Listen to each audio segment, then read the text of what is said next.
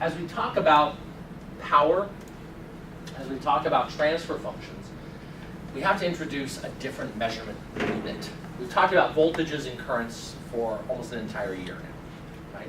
But now we're going to talk about this ratio for the transfer function, right? Input over output, which removes the units or it makes it an impedance or something like that, right? But oftentimes if it's a voltage over a voltage, there's no unit to it, right? Also, the ranges that we talk about are really big. The power, we can go from 0 up to really no limit. In the transfer functions of the passive filters, you go to 1, yeah. But you go from 0 up to essentially infinity. Well, understanding that scale is really massive. So we actually use a logarithmic scale called the decibel scale, right? Now, how many of you have heard the term decibel before? Probably everyone. Where have you heard it before? Where have you guys heard the word decibel before? Music. Yeah. For what? What does it tell you? If it's got more decibels, the music is louder. Exactly. We're using the decibel scale to represent magnitude.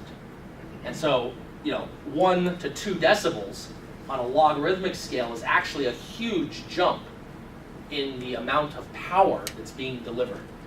But this works out really well because not only is the power, are we talking about these large ranges, and so it's nice to collapse it with a logarithmic scale, but honestly, things like our ears respond to logarithms. So our ears hear something twice as loud when it's actually like 10 times as powerful. Like the perceived power, right? So the power, the actual power needs to go way up in order for our ears to really perceive it as that much louder. And so it actually fits pretty well. Right? So what is the decibel scale? Well,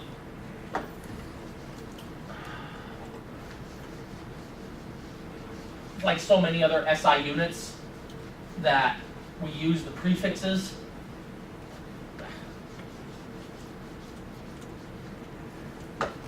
We use the prefixes. So the real unit is a bell, right? And a bell is just the logarithm of the ratio of powers. So that's what we see up here at the top, right? Hang on.